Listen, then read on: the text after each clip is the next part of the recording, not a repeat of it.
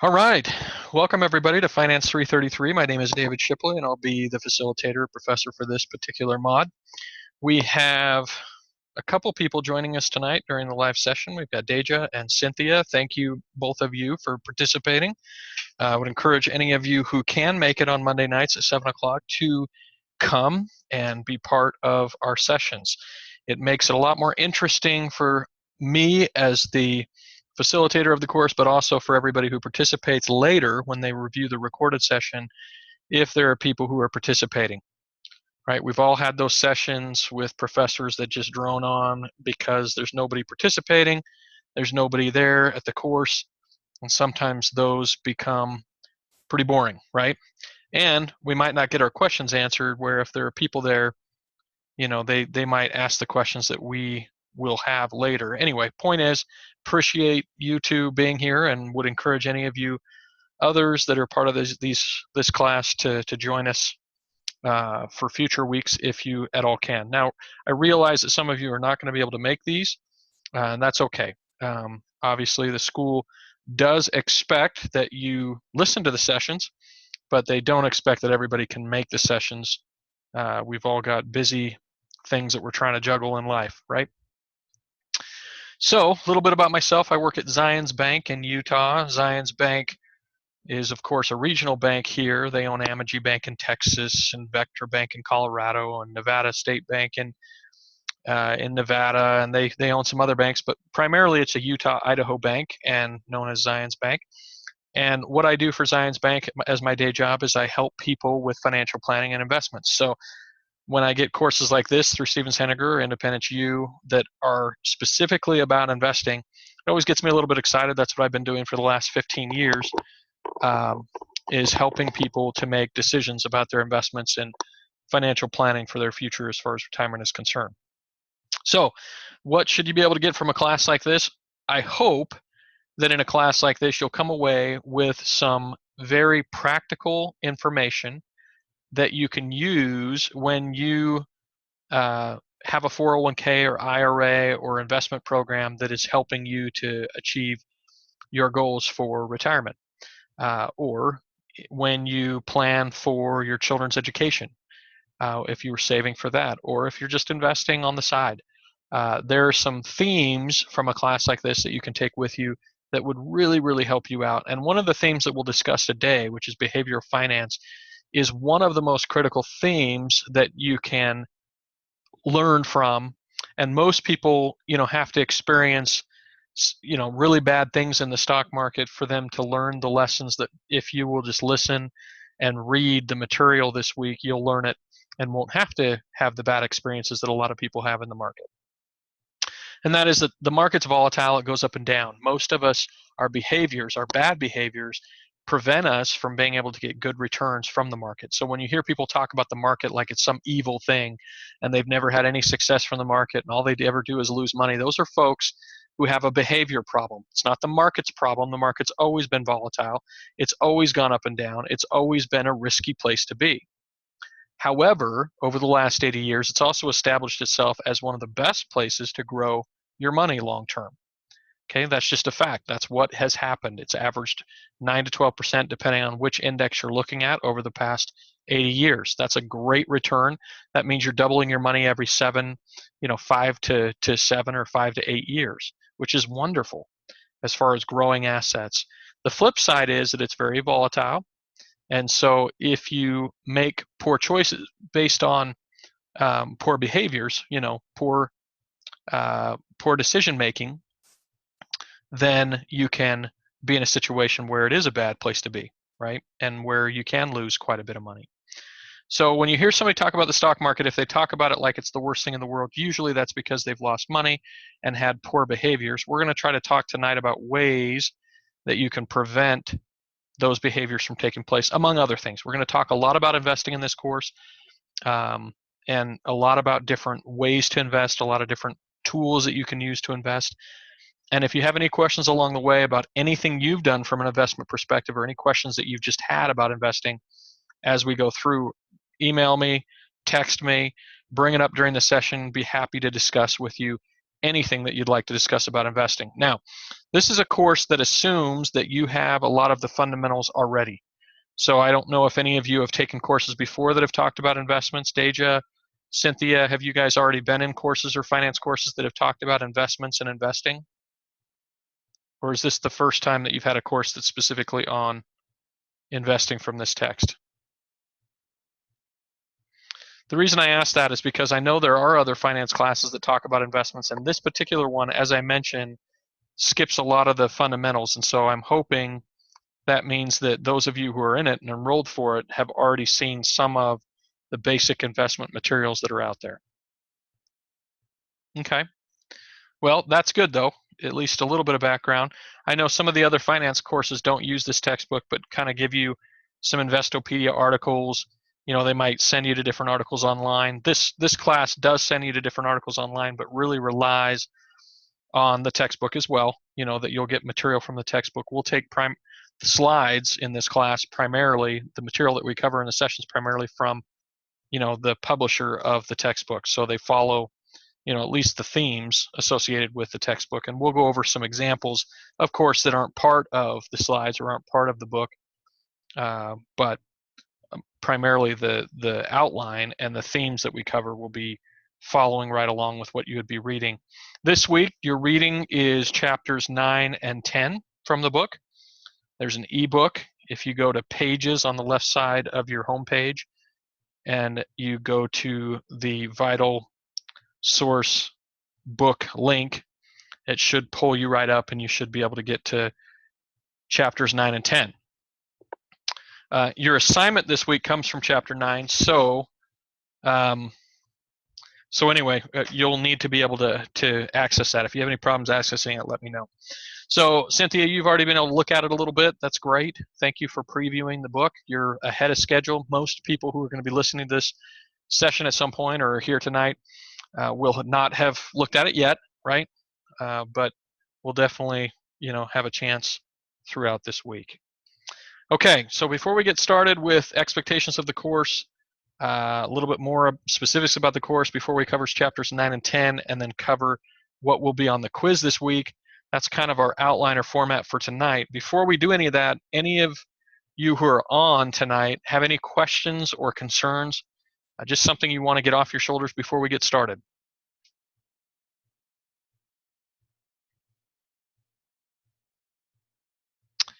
Anything, anything, anything. Anything goes. Okay. Deja, clear, check. We can move on. Cynthia, anything you need before we get started? Okay, we'll show you the material on the assignment here in just a minute and talk through the topics specifically that are on that assignment. So don't be concerned. You'll be in good shape. Good. You've already been able to find it, those end of chapter questions. Good. Well, we're going to look at it together here in just a second, and we'll give you a little bit more information on how to answer those questions and what my expectations are for those. All right, so just real quick on expectations. I know that this is a review for many of you who have been through multiple online courses, but I always like to just give a quick shout out to some of the basic expectations that I have that might be very similar to everything else you've always heard, but just a good reminder at any given point to hear. So the course has different segments, of course. It has discussion boards, checkpoints, assignments, and assessments, just like most of your other courses. Now, some of the courses that you've been in obviously just have discussion boards. This is a course that has all 3 or 4 components, however you want to look at it. It has approximately a third of your points come from discussion boards, approximately a third of your points come from assignments, and approximately a third of your points come from assessments or quizzes, and then, you know, some extra credit points and some basic points come also from the checkpoints. So that's where your grade is coming from in a course like this. You're welcome to look at the actual specifics within the syllabus. But what I wanted to point out is some nuanced expectations for each one of those that I just mentioned. So for example, with the discussion boards, I am very careful to make sure that to get full credit on the discussion board, you have to meet the expectations. The expectation on the discussion board are that you have your main post in by Wednesday at midnight, that you have at least 1 reference on that main post, that it's a substantive post with 2 to 3 paragraphs, that you complete the discussion board by Saturday, the week that it's due, at midnight, and that you have at least 2 response posts to your peers done by that point. Okay, so that was a lot, but it shouldn't sound any different than other courses that you've had. It's just that some people get into a course like this and they think, okay, if I just do a small paragraph on the main post, as long as it answers the questions, then I'll be fine. And as long as I give some supportive comment to my peers in the responses, I'm going to get full credit. That's not the case. That's not the expectations. Those are not the instructions. So be careful that you follow the instructions on even something like the discussion board. Although it's the easiest place to get points along with checkpoints in a class like this, I still want you to follow the expectations in order to get full credit.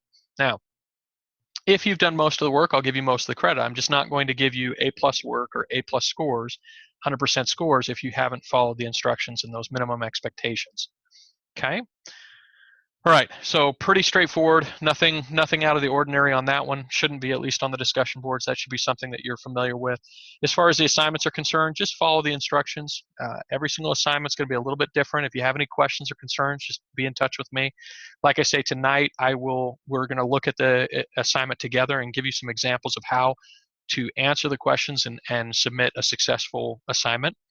Let me back up a little bit on the discussion board. The discussion board this week asked you about behavioral finance. It's going to expect for the discussion board, and I always expect that you will have read the material, right? Read the material that's on the discussion board, the required reading, and that you can demonstrate, especially in that main post, that you have read the material, okay? So I'm fine with outside research. That's great, but just make sure that you've read the required material before you do the main post, because the main post should reflect or represent or prove to me or demonstrate, however you want to look at it, it should show me that you have read the required readings, okay? So pretty straightforward. That's the minimum expectation for the course, is that you read the required readings, that you review the session, and that you follow the instructions, right? So that's all we're asking for on the discussion board. Just know that for full credit, you need to be able to demonstrate that that's the case. All right, so we get to the assignment. We mentioned that the assignment we're going to talk about a little bit more in a little bit, but just make sure that you're following carefully what the instructions say to do. Usually when people get discounted on assignments, it's just because they don't follow all the instructions. They miss something, and that's fine. I do allow on assignments for you to rework and resubmit. So if you miss something on the assignment, you get the feedback when it comes to the grading. I will give you that feedback, and then you're welcome to resubmit it and get additional credit. Okay, and I will usually encourage you to resubmit it for additional credit. So just keep that in mind. There are no extra credit points beyond what you can get from the checkpoints, which is a full letter grade worth of extra credit if you'll stay consistent with the checkpoint. So it's substantial, but no extra credit is available beyond that. What I will say is, if you've turned in assignments and haven't gotten full credit because of the actual work, not because it's late, but because of the actual work, I'm happy to have you resubmit the assignment for additional credit, and I'll regrade it and award you additional points, okay?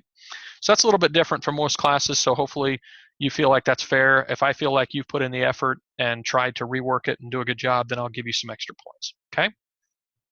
All right, so that is the assignments. As far as the assessments each week, you've got a test each week. The first week is not as worth as much as the second week. They kind of look at that as a midterm, right? So it's a little bit more credit. Then you go back to the normal point structure in week 3, and then week 4 is kind of that final test structure where a lot of points come in that final week.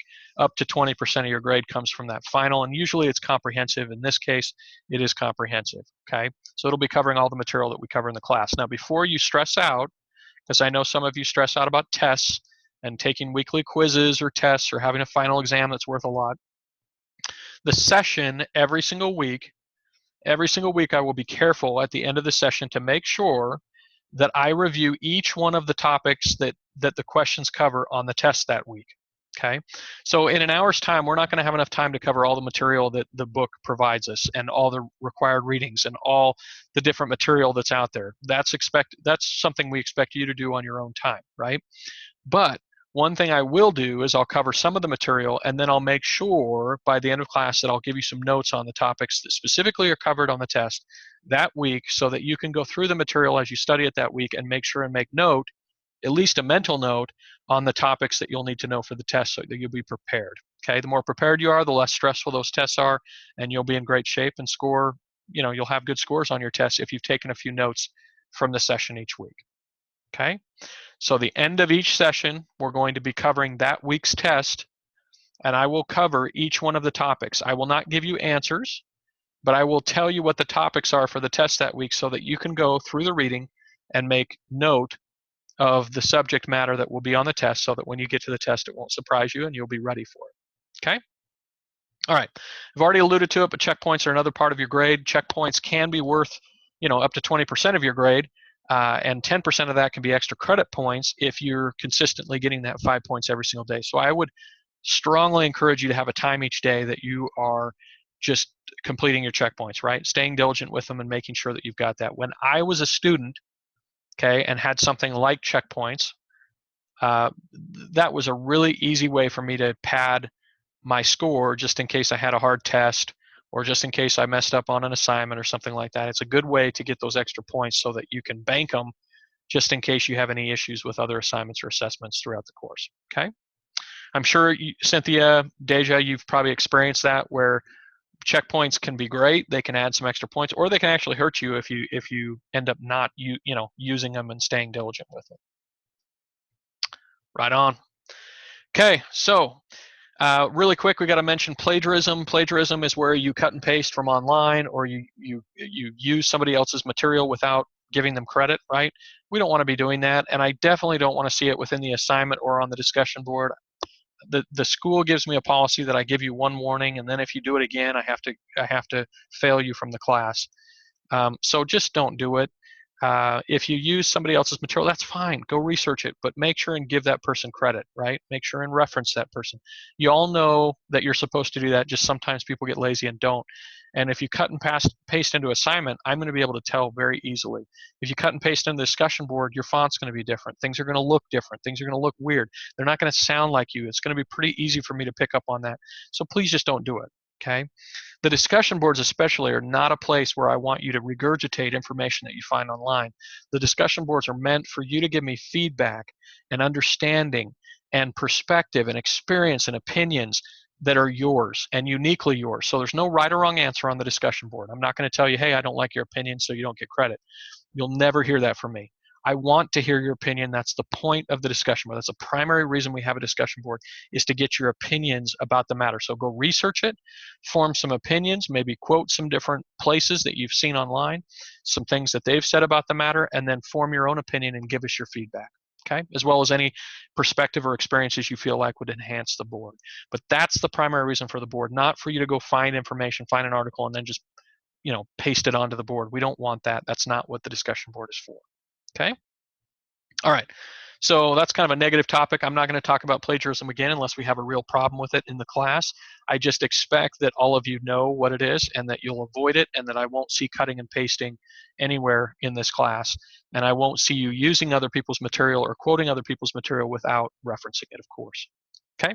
All right, let's talk a little bit about grading. I do allow late work in this class. However, you will be discounted on your score. So if you want full credit, turn things in on time. If you're okay with the discounted credit, losing up to 20% of the score, then go ahead and turn it in late. I don't have a preference other than if your goal is to get an A in the class, you probably want to turn things in on time. Okay?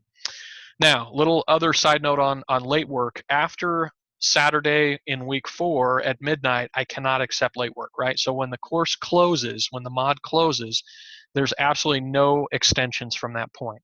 So I'll accept late work all the way up until that point at a discount, right? But I can't accept work after that. It's just a school policy. All right. Okay, another little point on grading. I like to grade everything together so that I can be fair about how I grade. So what that means for all of you is that I will have grading done by Tuesday each week. I think the mandatory is like Wednesday at noon or something like that. I'll have it always done by Tuesday. But it will probably be graded, no matter when you turn it in, it will probably be graded, by Monday night, Tuesday, okay? Monday night or Tuesday morning. So just keep that in mind. If you've turned something in and it's been 3 or 4 days, since you turned it in because you turned it in early, don't be alarmed if you don't see a grade or any feedback yet. I will give you a grade and I will give you feedback, but usually I grade everything together, so that means I have to grade it, Sunday, Monday, Tuesday instead of during the week that it's due, so that I can grade it all together and be fair to everybody about how I score. All right, so there's the grading feedback as far as when you'll get scored. If you turn something in late, I just tell you I will grade it before the end of the course, okay? I usually can get on it faster than that, but the expectation for me is that if you turn something in late, that will be on the back of my list of priorities to get done. I will definitely grade it. You will definitely get a score before the end of the course, but it's the lowest priority at that point. My priority is teaching each week and keeping up, with the grading on students who are on time. Okay. All right. So just another quick expectation piece on grading. I've taught for, this is my 7th year on online courses, and the biggest difference between A's and F's in these courses is whether or not you turn in your work, right? It's pretty straightforward. If you will effort your work and turn in your work, you'll probably pass the class. If you'll effort your work and turn in your work, follow instructions, and turn things in on time, then you'll probably get an A from the course. But if you find yourself struggling and you're really putting in, what you feel like is an honest, good effort at everything we're doing, please email me or come talk to me or text me or call me, and we'll figure out a way to make sure that you get the expected grade from this class that you want. I'm not going to just magically wave a wand and give you that grade, but we'll figure out what you need to do, what kinds of things you need to effort. If you're willing to put in the time and effort, then I'm willing to help you out and make sure that you get from this course what you're trying to get from this course. But I've got to see effort sufficient to justify it, right?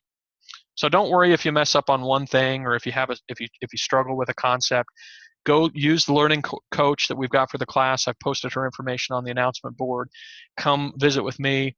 Let's talk about it. But then if we're still struggling and you're still putting in a lot of effort and getting everything in on time and doing a great job on it and still not getting the grade that you want, make sure and come talk to me about it. Okay? Fair enough? Good so far. Cynthia, Deja, any concerns so far? Okay, as far as communication is concerned, just email me, text me. Calling me is a little bit difficult because if I'm in an appointment at work, I can't I can't take a call. So you could text me, or you could also email me. If you email me, I'll get back to you within a day. If you text me, it's usually a bit faster. It's just a little bit harder sometimes to communicate all that you want to say, right, within a text. So, but feel free to communicate with me either way. Now, if you're not able to get time with me for some reason, if I have obligations where I can't give you enough time to really get a concept or help on something, then that's where the learning coach is here as well. And her information, as I mentioned before, is posted, and she's available every week. The issue is that if you wait until Saturday night, neither one of us will probably be available to really talk through things, right? So if you're thinking that you might need help with a concept or might need help with some coursework, my encouragement to you would be to start it early, right? Start early so that if you do need help, that we can help you out. There's plenty of opportunities to get help as long as you're not waiting until Saturday night to do it. Okay, so communication, pretty straightforward. Just email or text me. Those are my preferred ways of communication.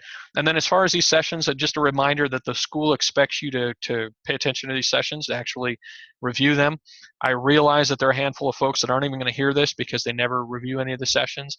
I'll be able to start to tell those folks apart from the people who do review the sessions based on how they do on their work, because it's consistent that the people who come to the sessions, take a few notes, they do consistently better on the tests each week. They do consistently better on the assignments.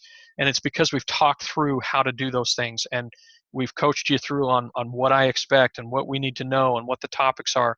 And it gives you an advantage over somebody who never pays attention, right? And never does what the school expects, which is for you to at least review this session at some point during the week. All right. So the platform, the outline for each week is not going to be me talking for 20 minutes or 25 minutes about course expectations like I did tonight. Okay. Hallelujah, right? From here on out, we're going to review briefly what happened the week before, briefly what we've got for the upcoming week as far as coursework, and then we're going to spend most of the time obviously talking about the content, the information from primarily the book, okay? Primarily the book chapters. And then every single week we're going to spend some time at the end, like I mentioned already, and make sure that you feel comfortable with the topics that will be on the test that week so that you can take notes if you'd like to and prepare so that when you get to the test, you won't stress out. You'll have that information. You'll know which topics. You'll know what they're talking about. And you should feel comfortable and confident if you've taken good notes and done some good studying before you get to the test. Okay? All right. Done with expectations. One of the things that you'll have noticed by this point, okay, 25 minutes into this course, is that I speak relatively fast. I will try to slow down when I've got a key concept that I need you all to know. But especially with course expectations, I just zip through those because most of you, it's just a review. You're probably bored to death. I've probably put Deja to sleep at this point. That's why we haven't heard from Deja in a little bit. So I try to get through that information quickly on purpose, right? Because we've heard most of it. But as far as the other information, I still might go very fast, and just know that you can either slow me down by asking a question, right? Ask me to clarify something in the chat box, or you can just wait and you can re-listen to these sessions. I'll post it tonight, and you'll be able to re-review any part that you missed or just felt like was a little too fast, right, for you to get the notes down on. That's no problem. You'd be able to re-review that information and stop and start and back up, right, once I've posted it, which I'll have online tonight. Okay. All right. So this week we've got an assignment. Now this might be a little bit too small on your screens to read. Okay.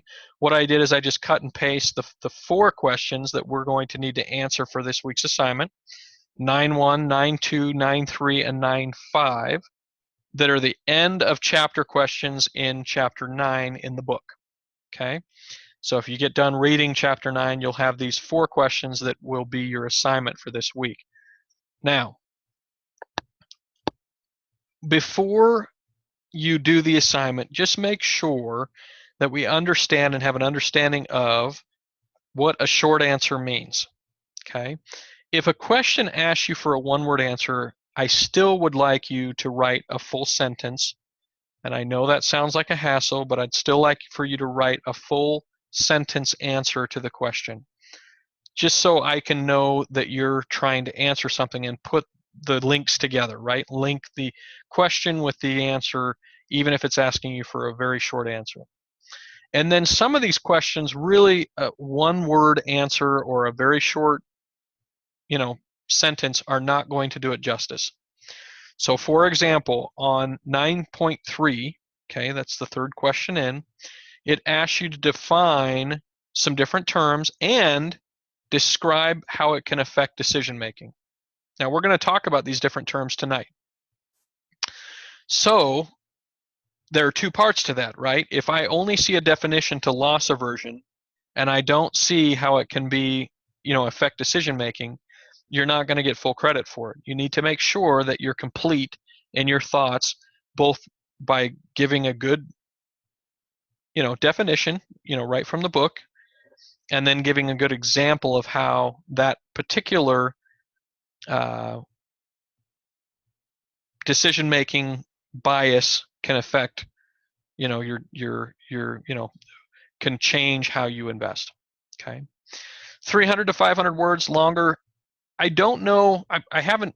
Let me just pull it up here real quick. I was going to say I haven't checked. I don't remember offhand if it requires a certain amount of writing in the instructions. You might know better than I do, because I'm not really as worried about minimums as far as words as I am interested in making sure that your answers are complete. But let me just check that real quick. If there's not a minimum, I'm not worried about a word count at all. Okay? So don't even worry about it. Just make sure that you're completely answering in full sentences, right?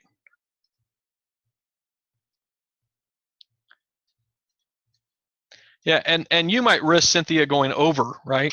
Making sure, you might accidentally, put too much information, but I wouldn't worry nearly as much about that as I would somebody who doesn't get the details. We want to make sure and have a full comprehensive thought, and I want to make sure you've got the details. But I am checking just really quick, because I don't recall offhand, to make sure that there's not a minimum on it.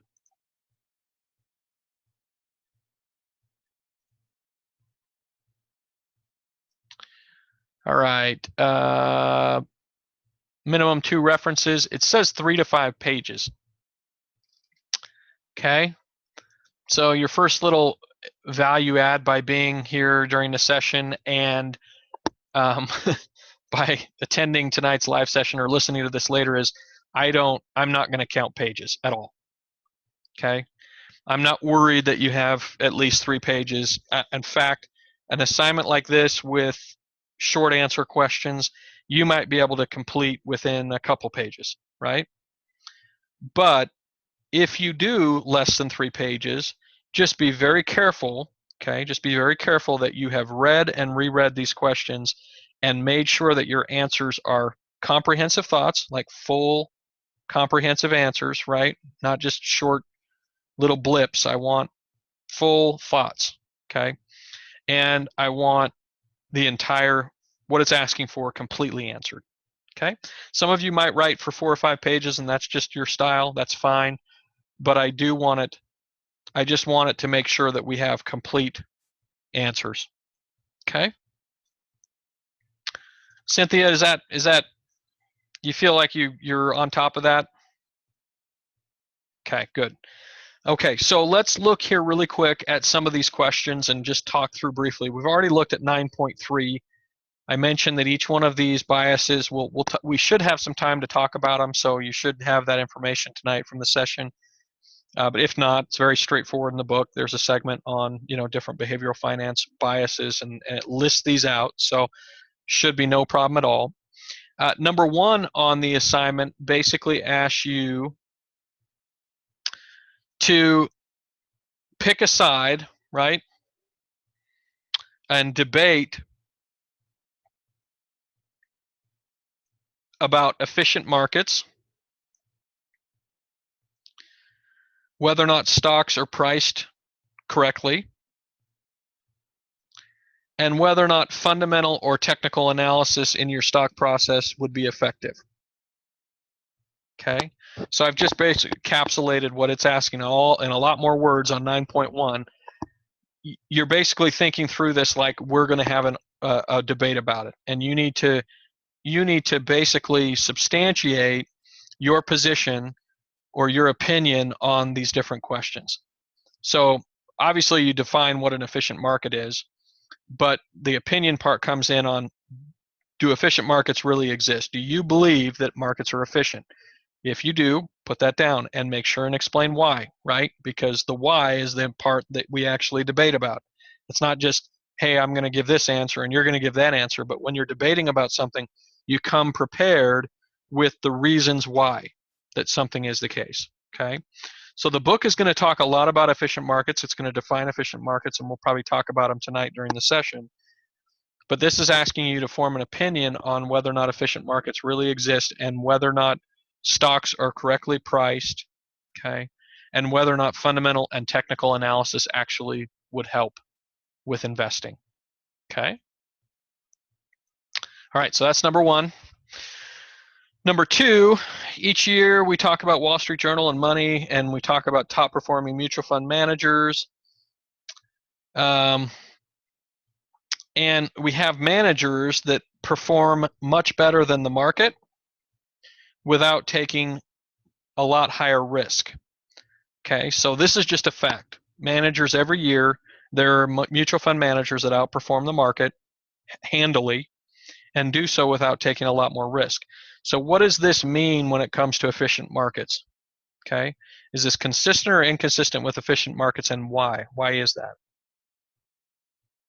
Okay, and as an aside note, a lot of times the same managers that were the best and outperformed the market last year, a lot of times those are the ones that next year will underperform the market. So we don't want to get caught up in whoever outperformed this last year, because it's very likely, at least statistically and historically, it's very likely that those same managers will underperform at some point in the future after they had a period of outperformance. We've already talked about 9.3, 9.5. You're going to basically just talk a little bit about technical analysis, what that is. And let me just, because we're looking at these different issues, efficient market hypothesis or efficient markets basically assume that all new information is immediately represented by a stock price. Okay, so let's say you have the stock Chipotle. Chipotle, over the past few years, has in multiple occasions had news that was negative because their burritos or whatever their food at the time has caused illnesses, right, among folks. And so efficient market hypothesis would say that as the moment that news comes out, the market already prices the stock to represent that news. Or, for example, just a few days ago, Wells Fargo came out with some new news basically saying, look, disclosing that they had sold insurance to people, not even sold it, but they had given insurance to people that didn't even ask for it, right? Basically committed fraud and sold insurance to people who didn't even ask for it. And what efficient market hypothesis would say is that immediately the stock price, Wells Fargo stock, would have represented that information, right? Because everybody would have taken that information and immediately traded the stock because of it, and it would have gone down in price because of that negative news. Now, there is, even if you don't believe in efficient market hypothesis, that all that information is immediately, used, even if you don't believe in it, there is some truth to it, right? So even if you say I don't really subscribe to that, I don't think it's true, that's okay. There has to be some truth to it, because when the news like that does come out, the stock does change, right? So there is some immediate result based on news like that. The question really is it fully priced to represent everything that happens when it happens? And if it is, okay, what does this actually mean? How does it apply to what I do from an investing standpoint? If efficient market hypothesis is true and all the information is immediately digested, there would be no reason for you and I to try to get a deal in a low price stock, because efficient market hypothesis would say that every stock is priced where it should be, right? And anytime new information comes out, it's going to automatically reprice to where it should be again. So there's not an opportunity for you and I to invest in something and think that we're getting a deal, because nobody's getting a deal. Everything's efficient, right? So that's what efficient markets and efficient market hypothesis, that's what it means, okay? And I'd encourage you to really read about it until you feel very comfortable that you understand. And the reason I say that is because we're in a situation where more than half of your assignment this week relies on you understanding what efficient markets and efficient market hypothesis is. So again, efficient markets are it's pretty straightforward, right? Cynthia and Deja, if it's an efficient market, that means that it's priced the way it should be, right? Because it's efficient. It means that any information that's come out, it's already priced into the stock price. So if Apple today is at $250 a share, then that's the price it should be, because it represents all the information to that point. Okay, and there are a lot of proponents of efficient markets, and there are a lot of critics of efficient markets. And like anything else, the answer is probably somewhere in between, right? Markets probably aren't perfectly efficient, but they probably aren't perfectly inefficient either. And so it's worth discussing, thinking about, because if you ever decide to invest, or if you're already an investor, it's important to understand what your perspective is on how you invest. If you believe in efficient markets, you should just invest in index funds, because there's no way to try to outwit the market, right? Because it's already efficient. But if you don't think it's efficient, then there is reason to buy your own stocks and do your own research, because there is an opportunity to find something that's undervalued if you don't believe in market efficiency. Okay? All right, you might be saying at this point, I have no idea what this guy's talking about. He's completely insane. All this terminology doesn't make any sense to me. If you get to the book where the book starts talking about efficient markets, I think it will help solidify this concept, okay? And make sure that you understand it, like I say, before you get to the assignment and the assessment, because both of them, efficient markets are a key piece of what they're trying to do, for, as far as the concepts that we're trying to teach. Okay. Of course, we always have learning goals associated with each one of these chapters, but let's look at chapters 9 and 10 now. We'll probably only have enough time to even just start chapter 9. Future weeks, we're going to have a lot more time, because we're not going to spend any time on expectations like we did tonight. So we'll be able to get right into the material, get right into what you need to know. But for tonight, just know that chapters 9 and 10 are the required readings, along with a few articles that your homepage will have on them, under the assignment and the discussion board. But don't worry, those are short. The chapters are fairly long, so I would get an early start on reading through them. And like I say, I would make sure that I'm reading with purpose. Don't just read the book, it'll put you to sleep. Actually know what the assignment is asking for, know what's going to be on the assessment, know what's going to be on the discussion board, and then with a few notes about what's going to be on those things, knowing what you need to know that week, then go read, because then you'll be much more purposeful about how you read, and it will make more sense, and it will be easier for you to get to your coursework and understand and feel like you got something from your reading, right? We've all been in a situation where we've read the textbook and gotten nothing from the reading. Usually that happens because we don't know what we need to know, right?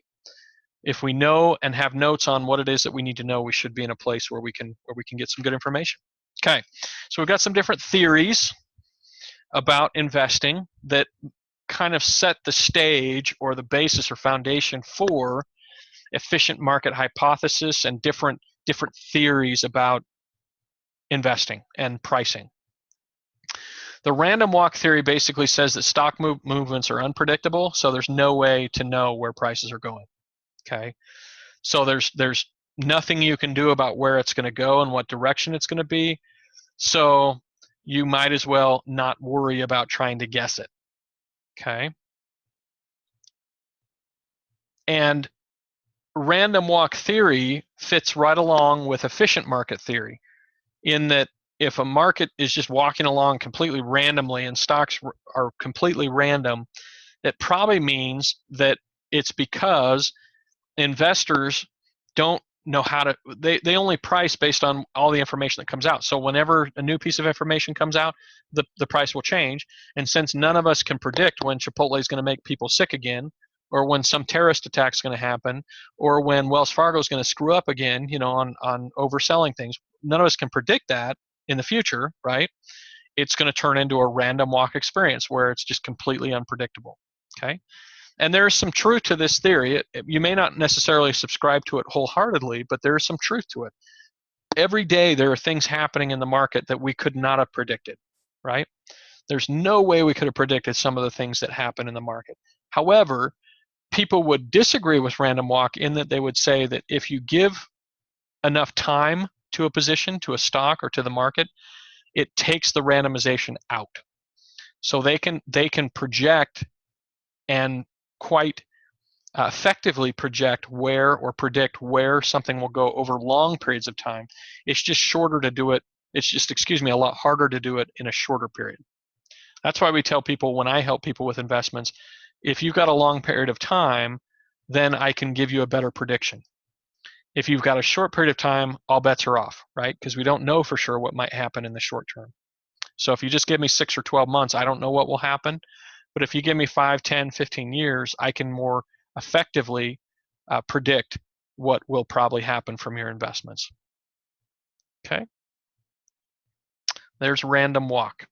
And then we've talked about efficient markets. Efficient markets is a market where securities reflect all possible information quickly and accurately. We've talked about that.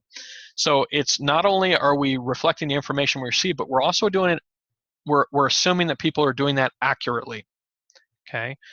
Which is a high assumption. That's a high bar, right? That assumes that every individual investor out there is always reading the news, always taking that information and immediately using it to reprice the stocks that they have, either to sell or to buy based on that information. Okay, so that's a tall order. To have an efficient market, you must have many knowledgeable investors, obviously, analyzing and trading stocks, because they've got to be right on top of what the value should be. Information's got to be widely available, which sometimes isn't the case. Events, different things that happen randomly, need to be immediately absorbed by the market and reflected by the market, and investors need to react very quickly. So there are some stocks, I will just tell you right now, there are some stocks that are much more efficient than others. If I were to ask you, okay, do you think a small company in Utah called Profire, there's a small company in Utah called Profire in Linden that very few people know about. In fact, I would guess that none of you in the class have ever even heard of Profire before. If you have, I'll be very surprised. It's a small company here, but it is a publicly traded stock. So that stock versus, let's say, Costco, right? Most of us have heard of Costco. If you were to guess, Cynthia, between those two, which one is more efficiently priced, which one are more people paying attention to and efficiently changing the price tag on, between Profire that I just mentioned, a small little company in Utah, versus Costco, a big national company? Yeah, pretty straightforward, right? Costco, companies like Walmart, companies like Apple, Google, those companies, Netflix, those companies are going to price more efficiently because there are more people looking at them, more people analyzing them, more people buying and selling. Those stocks tend to be more efficient. Whether or not they're perfectly efficient or not, that's another question, right? But they tend to be more efficient than small companies, say, in Utah. Profire could be very inefficient. The CEO tomorrow could make an announcement on local news that Profire was about to go out of business, and it would change the stock price, right? You'd have a few people in Utah that would watch the local news and maybe sell the stock the next day, but you'd have a lot of people that were in the stock nationally that wouldn't have even heard that information, right? And aren't able to effectively get out in time before the stock is bankrupt. So you can have very inefficient markets. They tend to happen in third world countries, in small companies. You can have very inefficient stocks with those types of situations. Here's Walmart quarterly revenues over the last couple decades. Billions and billions of dollars, right, that Walmart makes. Interestingly, that red mark, of course, is the end of the fourth quarter or the end of those calendar years. So why is the fourth quarter always a big pop? The fourth quarter is always a big pop because that's when retail companies usually have their highest sales, right? We're talking about Black Friday, we're talking about Christmas. And then when you get in the first quarter, it drops off pretty significantly, picks up a little bit in the second quarter, usually falls off a little bit in the third quarter as they prepare again for the fourth quarter every time. So you go through kind of this cyclical pattern, but that's not the point of this particular slide. It's just an interesting seasonality that occurs with Walmart and with almost every other retailer. The thing that they're trying to point out here is that the stock price changes as a function of their quarters, okay? And it's not perfect, right? This looks kind of like a random walk if you were to ask me. It's kind of all over the place, right? But those red dots represent when earnings were the highest. And if you were to draw a line through the red lines, they tend to be the higher points or some of the higher points on the stock price. But some of them are not, right? There's obviously other news just other than earnings that are driving the stock price of Walmart. I think this is a good indication that markets are not perfectly efficient, but also that there is some efficiency to the markets and to different stocks, okay? So efficient market hypothesis is that information is all reflected in prices, and there are three different levels of efficient market hypothesis: weak form, semi-strong form, and strong form. Weak form of efficient market hypothesis basically says that past data on stocks is of no use because everything's random and you should just buy and hold things long term because there's no way to make a buying decision based on trying to get a deal because markets are efficient, and because they're efficient, pricing's random. You know, everything that's already happened as far as information is already priced into the stock. So if you're going to go and research about the stock, that's a fool's game because that's what this hypothesis would say, because there's no information that you can find that everybody else doesn't already know and it has already priced into the stock. Okay, so that's weak form efficient market hypothesis. Semi-strong form actually says that markets are not that efficient and that there are all kinds of anomalies and pricing problems in the market that if you're willing to go and do the research, that you can buy a stock and have it do better than somebody else will. Okay, so these are folks that really research the market. You know, if you listen to Jim Cramer or watch Jim Cramer on CNBC, he's a guy that would subscribe to this semi-strong form of efficient market hypothesis. He would say, if I do my research and find a company that I feel like is a good deal, that means that everybody else hasn't priced in the information that I know, right? Even though it's public information, I found information that I feel like makes this stock a better deal. And so if I buy it, I'm going to outperform the market over time. Okay. And then strong form efficient market hypothesis means that there's no information, public or private, that would change, you know, whether or not an investment is good or bad. Okay. So strong form basically says there's nothing out there that allows you to consistently earn abnormally high returns. So when I studied this for one of the tests that I took, I've taken lots of licensing tests. The challenge with weak form, semi-strong form, and strong form is that for me, it's not logical at all. If it was weak form efficient market hypothesis, that in my mind, that would mean that we're saying that it's not really efficient markets, but yet weak form is the one that's the most subscribed to efficient markets. Okay. Semi-strong is the one that's least, even though it's semi-strong. Okay. It's saying, no, you can go out and find information and you can make money because it's not efficient. And then strong form is basically saying it doesn't matter. New information, old information, you're not going to be able to accomplish a situation where there's money to be made. Okay. Okay. Any questions on these different forms of efficient market hypothesis? We're getting kind of caught in the weeds here. Okay. So you've got all kinds of different anomalies to how markets work. You've got calendar effects, and we've talked about this. We've talked about how at different times in the calendar, you've got seasonalities, you've got different times of investing that are a little bit weaker. Like they call it the January effect. You've probably heard the sell in May and stay away because people worry about May and June being tough months for the market. Anyway, there's all kinds of different things that are, some of them are talked about more than they are reality, right? They're not really a reality. We just talk about them like they are. Statistics don't play out, but there are other things that the statistics do play out, and it's important to be aware of those when you're investing. You got small firm effect, where you've got small versus large companies. Small firms tend to have better upside potential. It's easier for them to grow. So as far as stocks are concerned, if you invest in small companies, you have better potential for growth. You also have more volatility in most cases. You've got post-earnings drift, which just means that you've got momentum or a deceleration of momentum when it comes to a stock price based on how earnings go. So if I come out with my earnings, like for example, Nu Skin, which is another Provo, Utah company. Nu Skin does multi-level marketing in anti-aging creams, toothpaste, all kinds of different things. They came out with their quarter just recently. Their quarter was decent. It outperformed on both profit and revenue. So the kind of the drift that happened since then, the last few days, is that the stock price starts to go up, right? And the exact opposite is true if a company comes out and doesn't report well. You have this drift that happens after earnings. Let's see. Shows you some different things. And then we get to different biases. And these biases, the question on the assignment asks about. We've got overconfidence. Obviously, this is a bias that creates problems for investors because they think they're smarter than they are when it comes to investing.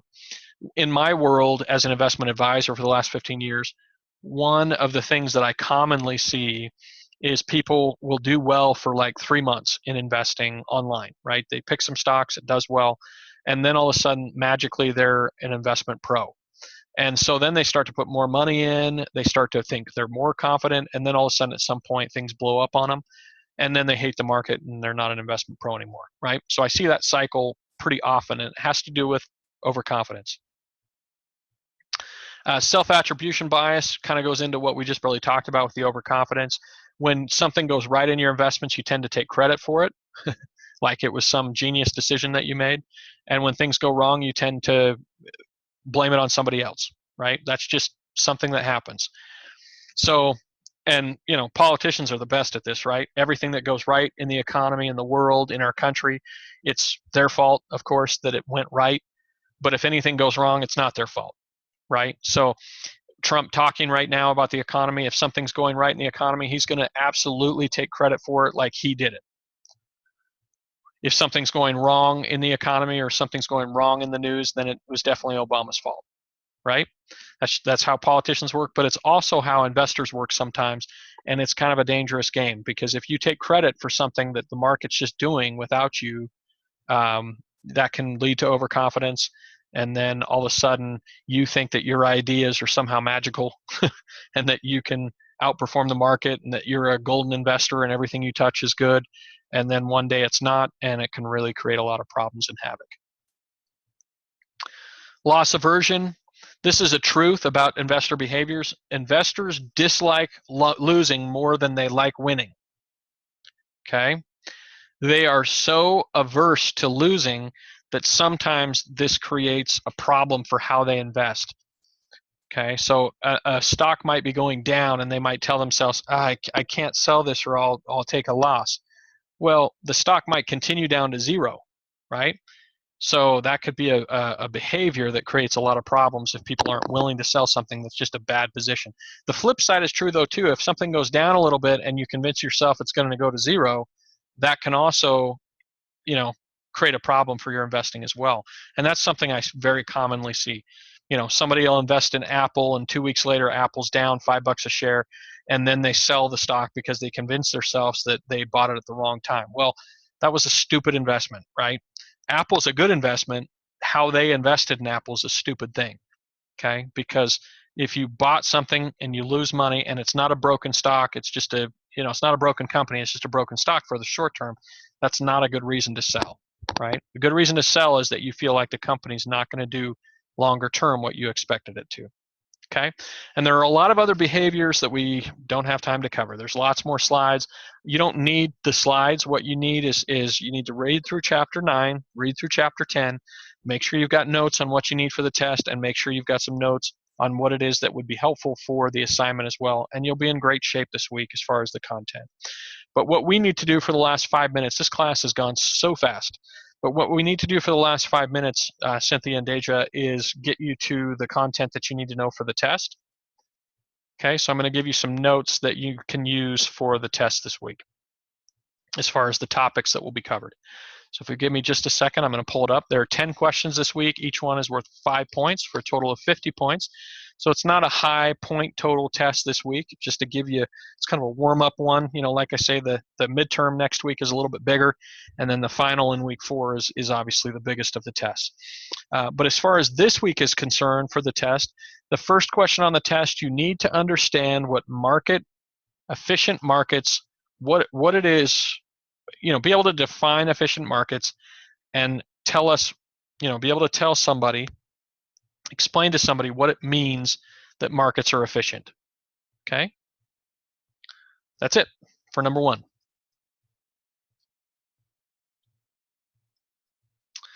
Number 2 on the test, you need to understand what type of investment would somebody use if they think that markets are efficient. So if it is, and we talked about this a little bit earlier tonight, if I think that the markets are completely random and markets are completely efficient, then what type of investment should I do? Should I do investments that are actively managed, where somebody's trying to research stocks and get me the best stock? Or should I do an investment where it's just indexed and a computer just generates, a portfolio of stocks, but nobody's doing research and trying to outsmart the market? Okay. So on the one camp, you've got people trying to outsmart the market. On the other camp, you have people that are just creating a computer program that doesn't try to outsmart the market, just tries to be the market.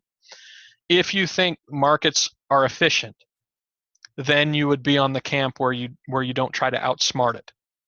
If you think that markets are inefficient, then you would be in the camp where you would try to outsmart the market. These are multiple choice questions. Most of them are multiple choice questions. There are a couple true-false questions at the end. Okay? All right. Let's see. Number 3 on the test. You need to know on number 3 why in efficient markets an investment seems to move randomly. And we talked about the random walk, theory, and we talked about efficient markets and why is it that Chipotle goes down randomly or up and down randomly, or why is it that Wells Fargo goes down recently or up and down over the last little while? It's primarily because of new information, right, that's being digested. And if it's marked immediately based on that new information, then that kind of creates a situation where it looks random, right? It looks random even though it's not random at all. It's just unpredictable because we don't know what new information might come out. Make sure you know all the assumptions of an efficient market hypothesis. What are the assumptions of an efficient market hypothesis? So if you just know what efficient market hypothesis is, you'll be fine for number 4 on the test. Number 5 on the test, what do efficient market hypothesis folks believe? So if I believe in efficient market hypothesis, what does that mean? So as you can tell, all 5 questions are multiple choice questions based on efficient market hypothesis. Now, the second 5 questions are from chapter 10. So that's all from chapter 9. It's all about efficient markets, pretty straightforward. We didn't get into chapter 10. Chapter 10 talks about fixed income, bonds. Bonds. The word bonds is a bond is a word that's synonymous with fixed income. So when we say fixed income, We can also be talking about bonds. It's the same thing. So numbers 6 through 10 on the test are about fixed income or bonds. They're all from chapter 10. On number 6, you'll want to know how you benefit from bonds. Why would I invest in bonds? There are two things that I can benefit from. One is I get paid dividends, right? Interest. But the other is that I can grow the actual, bond itself can grow in value. So there are two different ways that you can gain from a bond. You'll need to know that for number 6 on the test. Number 7 on the test, why do people buy bonds in their portfolio? Why do people have bonds in their portfolio? Number 8, what are bonds meant to be long term? Okay, why do people invest in bonds long term? What is the point? What is their goal from those bonds?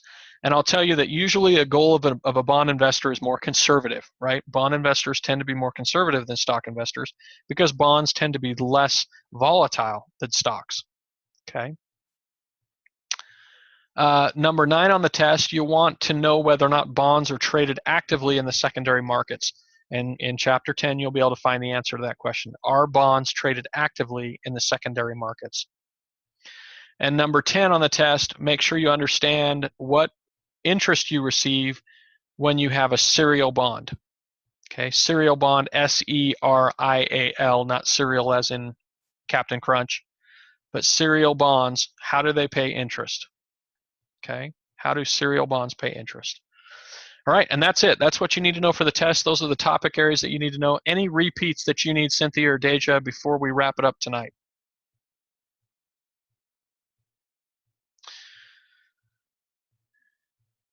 Okay, well, best of luck this week. If you have any questions or concerns, get in touch with me right away. Any of you who are listening to this after the fact, if you need any repeats or anything that I can clarify, make sure and zip me an email or zip me a quick text. Have a great night. Have a good week this week. Thanks for a wonderful first session to kick this off, and we'll look forward to chatting with you next week.